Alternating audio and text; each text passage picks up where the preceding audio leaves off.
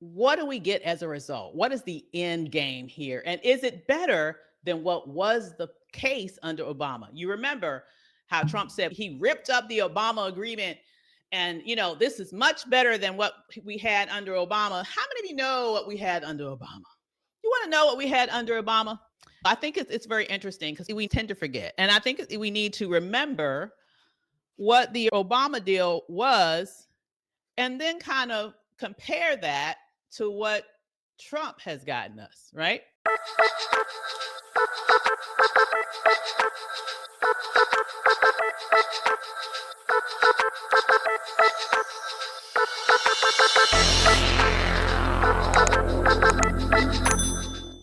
Grand opening, grand closing.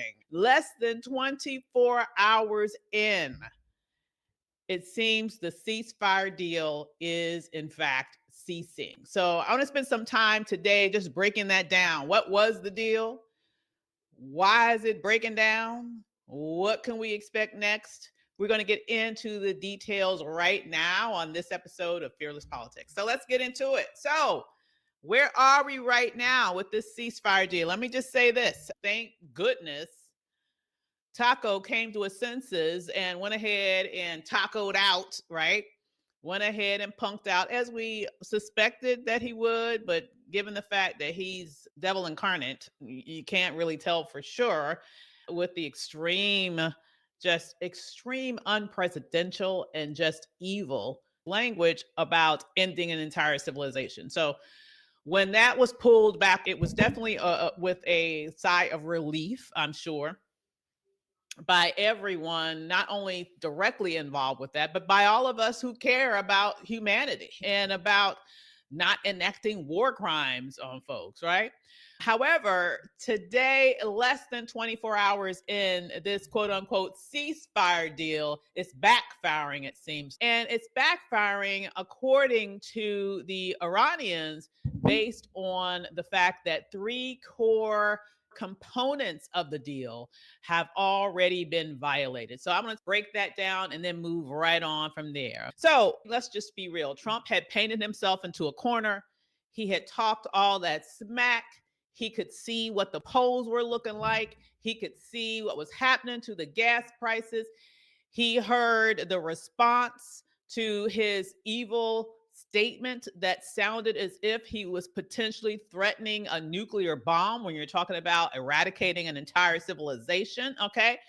And he could see that even other Republicans or far right wing folk who in the past had been riding with them throughout all his other ridiculousness, a lot of them were saying, oh, hell no, you have lost it. Somebody invoked the 25th. And I think when he started hearing so many people talking about invoking the 25th, the final total came to over 70 politicians, mostly Democrats, who came out publicly in favor of the 25th. But likely even more critical to him were people like the Alex Joneses of the world. Even batshit crazy Alex Jones was saying, let's 25th his ass. People like Candace Owens, people like even Tucker Carlson was alluding to it, right? People on that side of the political spectrum too were alluding to or directly calling for the 25th. And so he could tell that he had gone way too far and he was trying to figure out a way to walk it back. Now, let me just put this into context. Already on the table, there were two potential options that the parties could agree to with regards to starting these talks. Americans had put forth a 15-point plan that the Iranians had dismissed outright. That's not new. That had already been out there and they dismissed it outright. The Iranians had put out a 10-point plan previously as well. All right. According to both Iranians and Pakistanis who were actually handling the negotiations, all parties agreed to go forward with starting negotiations with the 10-point plan that the Iranians had put forth. So that means right there at the front, Donnie Boy capitulated and decided to play ball with the Iranians versus forcing them to play ball with the 15-point plan that he had put forth. And I'm not surprised to see that because he's the one that's desperate. He's not in the power position. The Iranians had control of the straits, and that's really where he was particularly hurting economically. And politically, he was really in a horrible position because clearly we're in a worse position with that than we were for years. There had not been a problem with the Strait of Hormuz. Boats were going in and out of there, not paying any tolls, nothing. Okay. And then all of a sudden he comes in, fucks it up, and then throws a temper tantrum because none of the NATO allies would help get him out of the own mess that he created. But that's neither here nor there, because at this point, the idea was to start with a ceasefire and to start negotiations based on the 10-point plan that the Iranians put forth. And so that we all are on the same page and know what we're talking about here, let me break down for you what was in that 10-point plan. All right. Number one, guarantee that Iran will not be attacked again. Like they had gotten tired, okay, of having quote unquote negotiations with Israel and America. And while they're at the negotiating table, they are being attacked. That had happened to them not once, but twice. And so number one on their list was guarantee that Iran will not be attacked again. Number two on their list, permanent end to the war, not just a ceasefire. All right. They really wanted to work towards a permanent end of the war, not perennial short-term ceasefires. Number three, and this one, remember this one because this is a key one right here. End to Israeli attacks on Lebanon. All right. That was part of the 10-point agreement, that there would be an end to Israeli strikes in Lebanon. All right. Number four, lifting all U.S. sanctions on Iran. Number five, end to all regional fighting against Iranian allies. Number six, Iran would reopen the Strait of Hormuz in exchange for all of those things that I just mentioned, right? Guarantee that Iran will not be attacked again, permanent end to the war, not just a ceasefire, end to Israeli strikes in Lebanon, lifting all U.S. sanctions on Iran, into all regional fighting against Iranian allies. In exchange for all of that, Iran would reopen the Strait of Hormuz. Okay, this was part of this 10-point agreement, right? Next, Iran would impose a $2 million fee per ship transiting the Hormuz. So that means every ship that is to go through the strait moving forward would pay a total of $2 million to get through the strait. Iran would split those fees with Oman, which was a key negotiator that's facilitating the process to come together for, in essence, a peace plan moving forward. Number nine, Iran would establish rules for safe passage through Hormuz. You see how they are positioning themselves as having sole authority over the straits, right? They would open it, they would establish rules for safe passage, and they would get paid $2 million per ship, essentially as a toll to be able to get through the straits. And then finally, 10, Iran would use Hormuz fees for reconstruction instead of reparations. So in other words, they were saying that they wanted to use the money collected through those tolls in order to help rebuild their country, given all of the damage that it has sustained over the course of this war. So this is what led to the ceasefire. All right. Now, I know today you're probably hearing messaging out of the White House saying that they didn't agree to this, that it came as a result of their 15-point plan. Well, let me just say two sources. The neutral party that is arranging the peace talks say that's a lie, that actually he agreed to the 10 points. And Iran is saying he agreed to the 10 points. Those two are saying the same thing. And then the U.S. is over here saying something completely different. And if you ask me who I believe, given the history, given the mountain of lies that we know Donald Trump has been saying from day one, I'm going to go with the two countries that are saying the same thing. Because one of those two is a neutral party. All right. So all evidence is that the administration is lying about that. Iran never even took seriously the 15-point plan that Americans provided. Instead, they are basing their conversations on the 10-point plan that Iran provided. All right, so now we've gone through that. So you might be wondering, then what the hell could have happened so quick? What the hell is happening already that the ceasefire is likely ceasing? Okay, what is happening such that it's grand opening, grand closing? There are problems here already. And here's what's happened according to the speaker of the Iranian parliament. He was on X earlier today, in which he said there are three key breaches of the country's 10-point framework. Number one, there have already been violations, including the failure to begin a ceasefire in Lebanon. It's been widely reported that Israel has been heavily bombing Lebanon all day long. So, isn't that interesting? Isn't that interesting?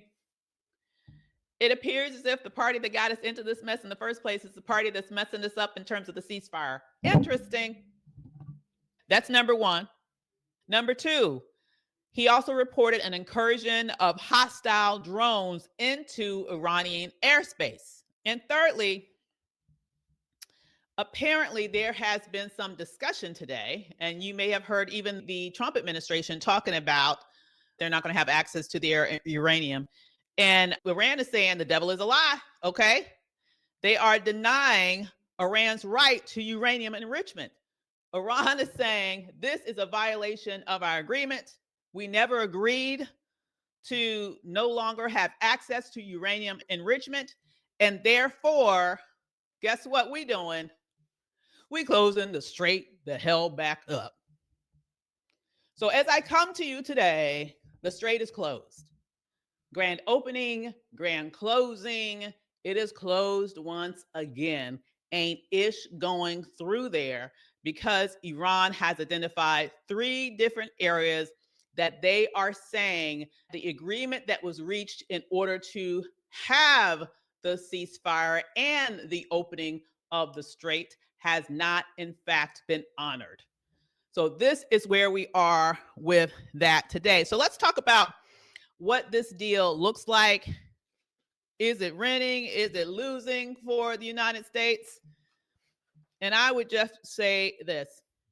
You may have seen Hegseth earlier today on TV like a rooster, primping and talking about how they just destroyed Iran and it's a victory, it's an overwhelming victory, and they'll never be able to produce nuclear weapons again.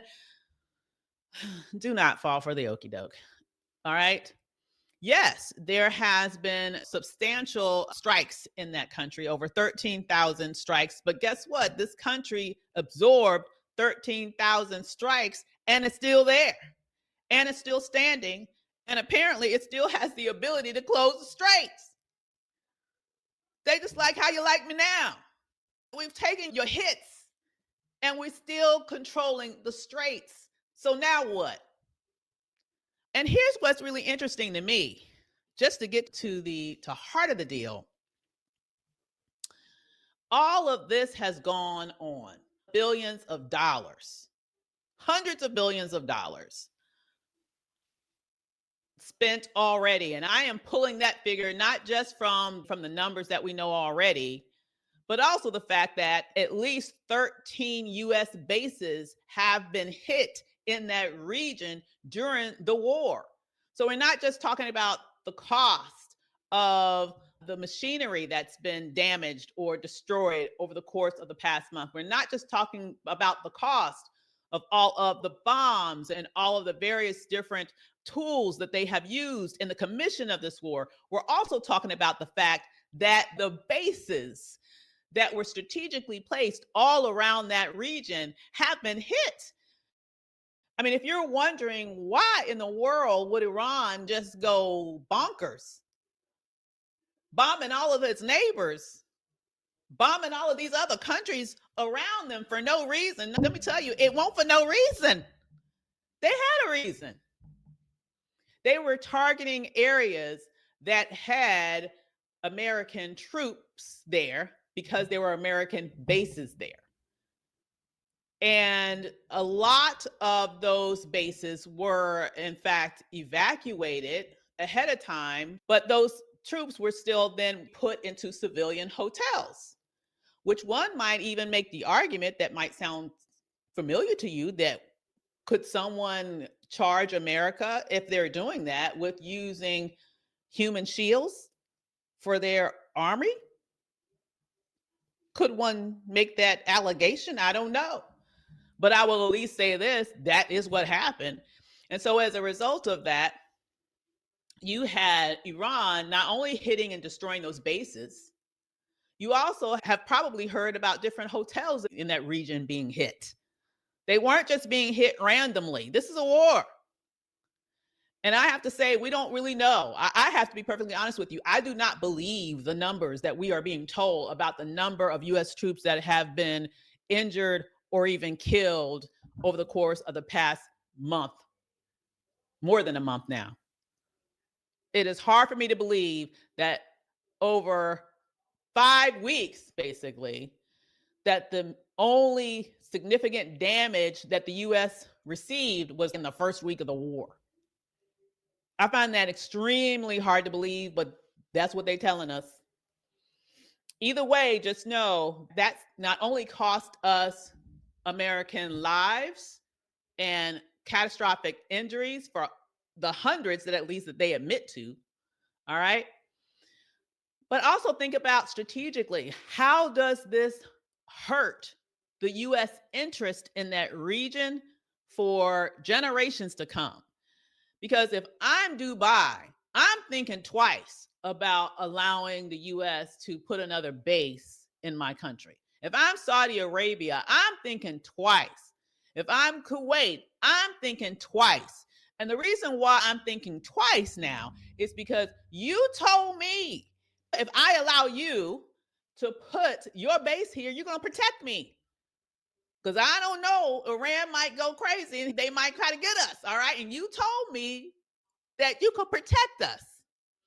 And then when you start something and stuff starts popping off, not only are you not protecting us, you're messing with our money. Our oil production has been completely undermined for weeks because of this. Our infrastructure has been targeted because of this. We sitting here trying to figure out how we can protect ourselves in some way. You're not even thinking about us. And in fact, not only that, but you made us a target specifically because you're here. And so because of this situation, what do I have to gain then by having you in our country? Why would I even let you come back? Think about the long-term geopolitical impacts of this. So that's that.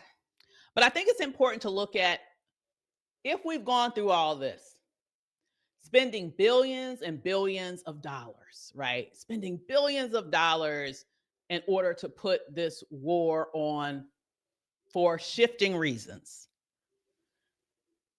What do we get as a result? What is the end game here? And is it better than what was the case under Obama? You remember how Trump said he ripped up the Obama agreement and, this is much better than what we had under Obama. How many of you know what we had under Obama?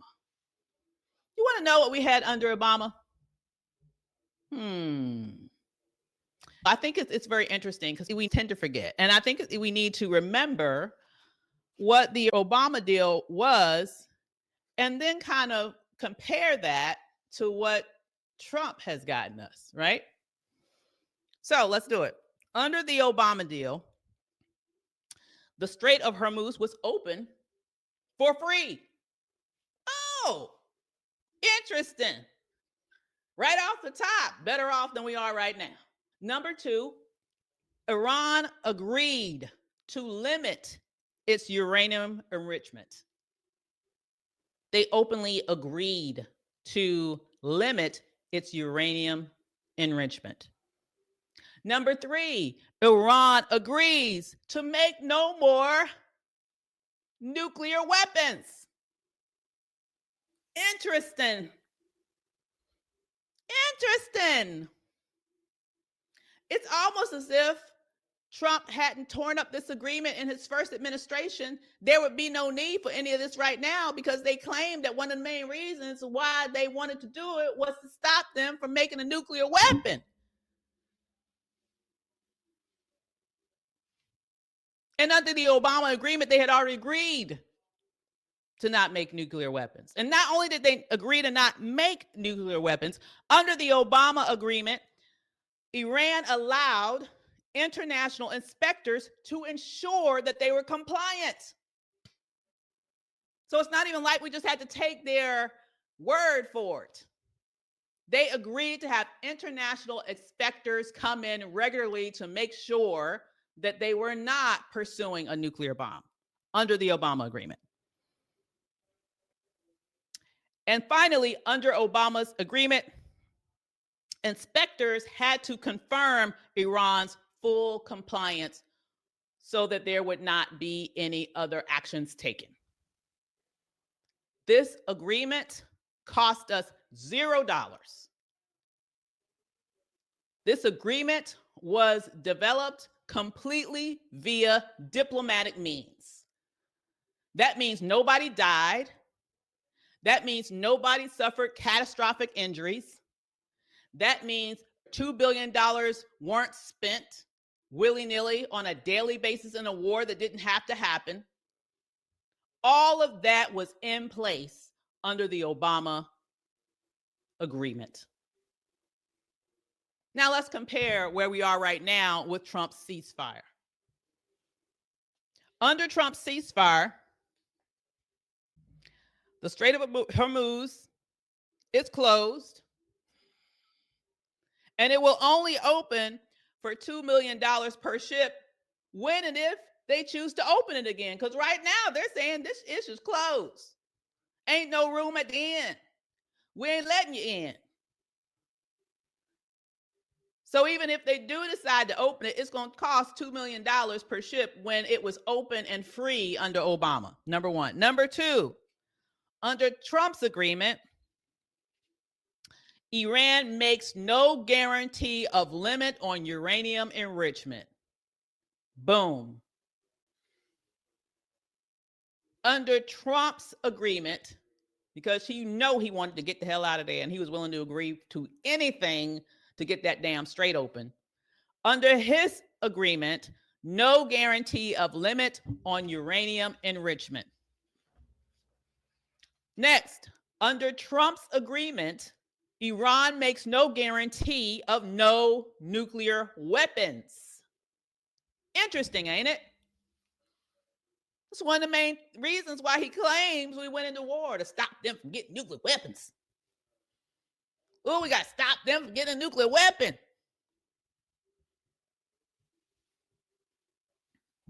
But one of the reasons why there was, for a moment, a ceasefire, I guess the ceasefire is very fragile. Doesn't seem to be working right now, but one of the reasons why it was there in the first place, because Trump actually agreed that Iran would not need to make a guarantee of having no nuclear weapons. And finally, under Trump's agreement, Iran makes no guarantee to allow international inspectors. Woo! Let me ask you, which one is better? Which one is better?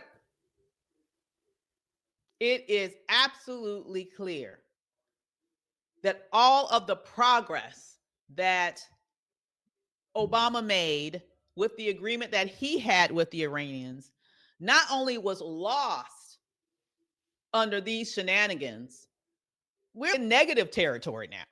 Because now, if they decide to ever open up the straits again, it's going to cost $2 million per ship through there.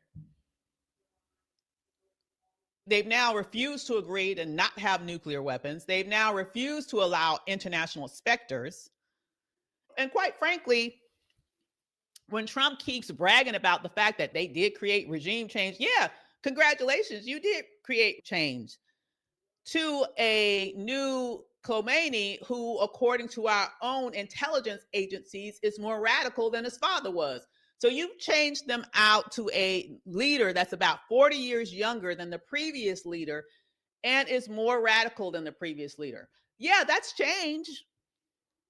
Is it in the direction that you think any oppressed people in that society would have wanted? I don't think so.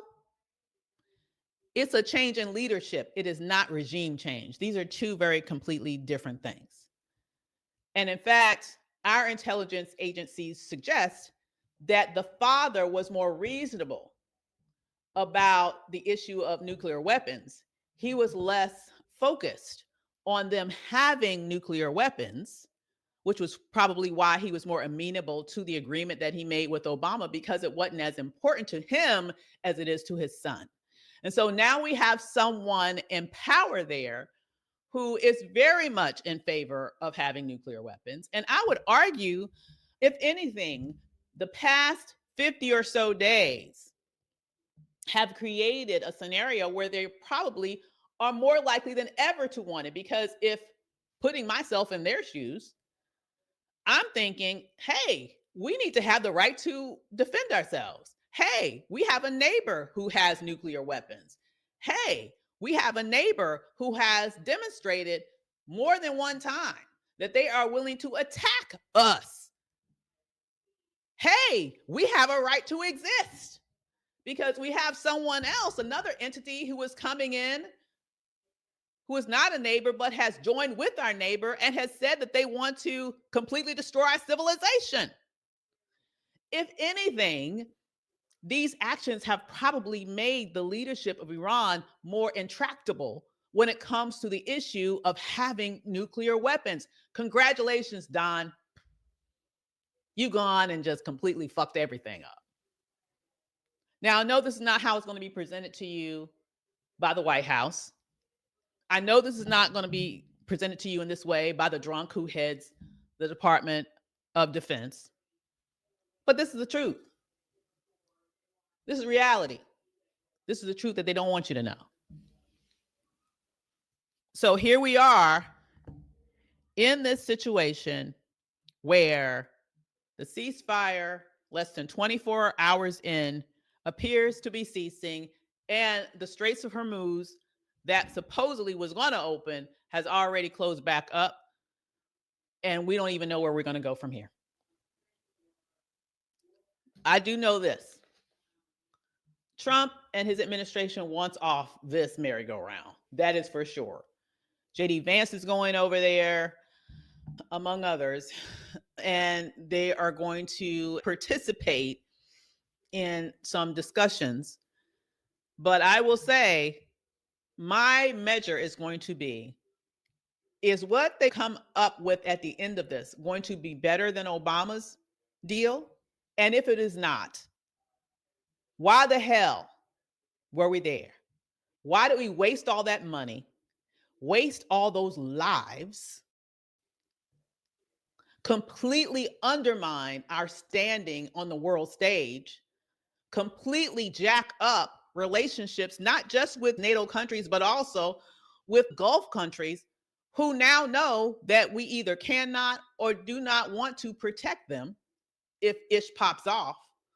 Therefore, where is the incentive for them to be a safe harbor for any sort of military presence there in the future? And not to mention the fact that this is costing billions upon billions upon billions of dollars that cannot be spent on Americans at home.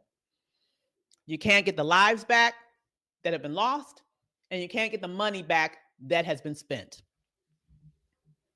Congratulations, Don. You have never found a situation that you can't go into and make worse. And here we go again, continuing that streak. We don't know if we might be here 2 weeks from now, 2 months from now, 2 years from now, wondering what's going to happen.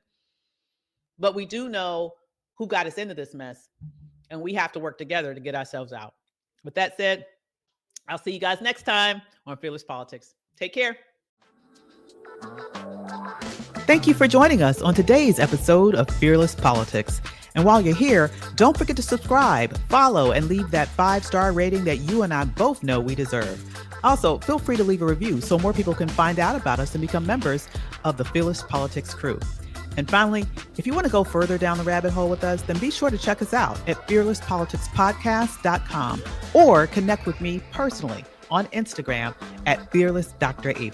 With that said, we'll see you next time.